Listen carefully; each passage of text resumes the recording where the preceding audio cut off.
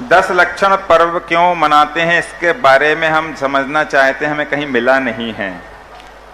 10 लक्षण पर्व अपने आप में 10 धर्मों का प्रतीक है। इसके संबंध में 10 लक्षण की एक व्रत कथा है। उस कथा के अंदर किसी ने व्रत रूप में इसको किया और उसका फल उसे शीघ्र मुक्ति की प्राप्ति हुई। उस कारण से 10 लक्षण पर्व साल भर में 3 बार आते। 10 लक्षण पर्व दूसरा ज्योतिष के अनुसार पूरे साल भर के अंदर 10 दिन सबसे ज्यादा निकृष्ट ग्रहों का प्रकोप रहता है। और वो निकृष्ट प्रकोप क्या करते हैं, जितना जितना तुम सांसारिक कार्य करोगे वो तुम्हारा उल्टा विनाश करेंगे, नुकसान करेंगे, और उस समय उनके किए हुए कार्य को आपके लिए बहुत हानि होगी। क्योंकि ये पहली बात तो पूरे महीनों में 12 महीनों में सबसे निकृष्ट महीना भाद्र पक्ष का है। कोई भी किसी भी प्रकार का मुहूर्त इस भाद्र पक्ष में नहीं बनता है। उसमें भी ये 10 दिन होते हैं। इस दिन जो ज्योतिष की और भौगोलिक स्थिति रहती है बहुत विपरीत रहती है। इस समय यदि व्यक्ति कोई सांसारिक कार्य या पाप आदि प्रवृत्तियां करता है तो वो डबल नुकसानदायक होती है। इसलिए इस समय जो निकृष्ट मुहूर्त होते हैं उस समय धर्म करने की विशेष कहा जाता है। और उस समय यदि तुम धर्म करोगे तो उल्टा होता है। पर्व के दिनों में धर्म करोगे तो धर्म बहुत तेजी से फलता है, और पर्व के दिनों में कर्म करोगे तो तेजी से डाउनफॉल आता है। यहाँ तक लिखा है कि 6 महीने में जो धार्मिक कार्यों से सिद्धि होती है वही धार्मिक कार्य पर्व के दिनों में 8 दिन किया जाए तो 6 महीने का कार्य 8 दिन में हो जाए। जैसे अष्टमी, चौदशी, अष्टान का पर्व, इनको भी पर्व ही रूप लिया है। तो पर्वों का जो एक विशेष महत्व, पर्व का अर्थ होता है पवित्र। पवित्र कार्य करोगे तो दिन दूने रात चौगुने बढ़ोगे, और पर्व के दिनों में अपवित्र कार्य करोगे तो दिन दूने रात चौगुने गिरोगे। इसलिए चाहे अष्टमी हो, चाहे चौदस हो, चाहे अष्टान का हो, चाहे 10 लाख, इन पर्वों में तुम्हें विशेष धर्म करने को कहा जाता है।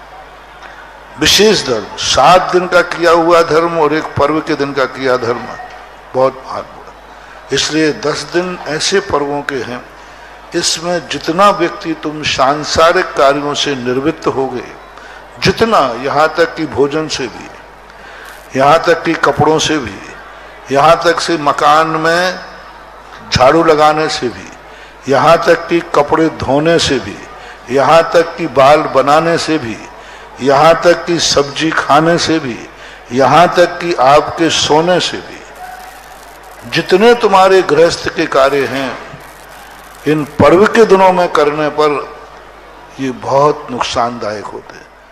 आपको मालूम होगा कि पहले लोग 10 लक्षण पर्व में साबुन नहीं लगाते थे।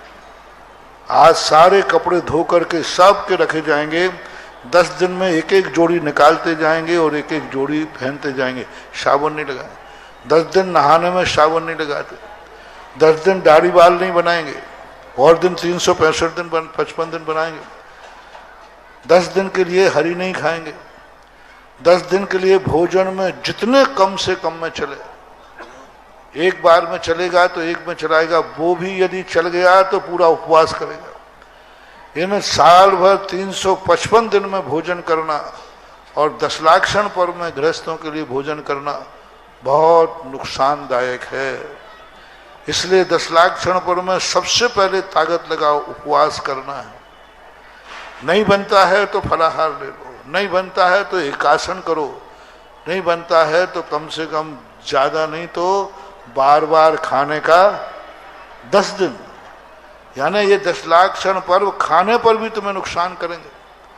यदि 10 लक्षण पर्व में जो व्यक्ति स्वच्छंद पूर्वक जब चाहे जब खाता है, तो ऐसे कर्म का बंध होगा कि वो खाने लायक ही नहीं रहेगा। साल भर में नहीं, साल भर में तुम खा रहे पी रहे हो उससे नहीं, पर्व के दिनों में जब चाहे तुम जहां चाहे।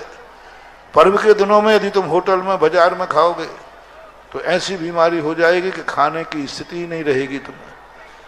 इसलिए पर्व के दिनों में कहा शुद्ध करो, कम करो, जितना कम कर सको उतना करो। कपड़े पहनना है, पर्व के दिनों में सबसे कम कपड़े पहनो। ज्यादा कपड़े पहनोगे ऐसी दशा बीमारी हो जाएगी, कपड़े पहनने लायक ही नहीं रहोगे, ये दशा हो जाएगी। पर्व के दिनों में तुम अदवा तदवा घास पे दुनिया भर के कार्य करोगे, सौंदर्य प्रसाधन आदि, सौंदर्य प्रसाधन आदि साल भर लगाए। 10 लाख क्षण पर्व में यदि प्रसाधन के साधन लगाए तो ऐसा रूप मिलेगा कि फिर फेयर एंड लवली भी काम नहीं करेगी। हाँ बिल्कुल कालिया दी ब्लैक बोर्ड। अब लगाओ, क्या लगाओगे? क्योंकि तुमने पर्व के दिनों में श्रृंगार किया था, पर्व के दिनों में तुमने अपने जो ब्यूटी पार्लर गए, पर्व के दिनों में आपने प्रसाधन के साधन लगाए। पर्व के दिनों में जितनी सादगी, जितनी, मैं कुछ भी नहीं कह रहा हूं, जितना करोगे उतना दिन दूना रात चौगुना पड़ोगे।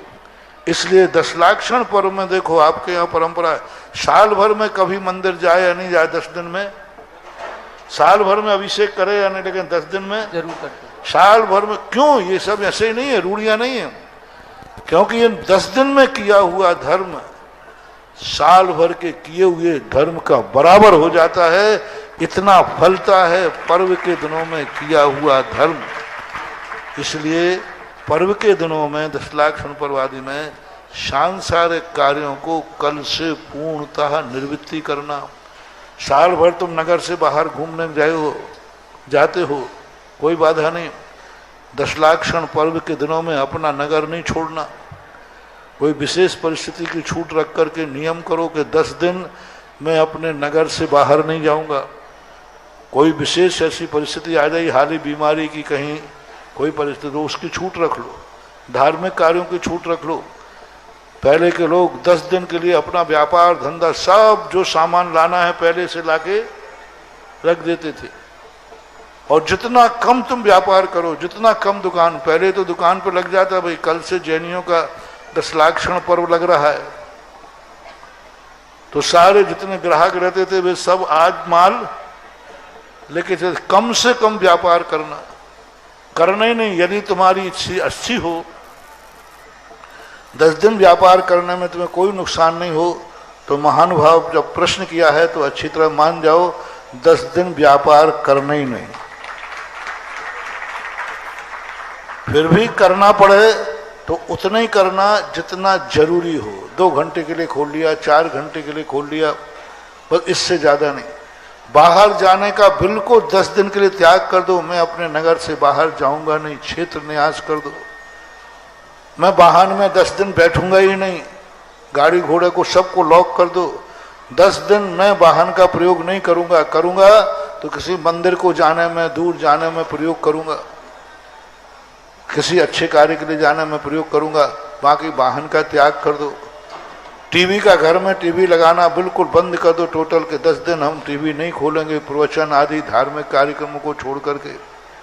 तो ये बहुत बड़े लॉजिक हैं, ऐसी सामान्य मत मानो इनको।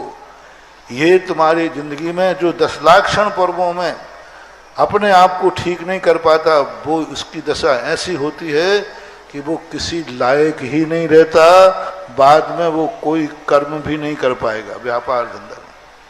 इसलिए पर्वों का संबंध ज्योतिष से है, पर्वों का संबंध प्रकृति से है, पर्वों का संबंध धर्म से है, पर्व का संबंध सीधा आत्मा के स्वाभाविक परिणामों से है।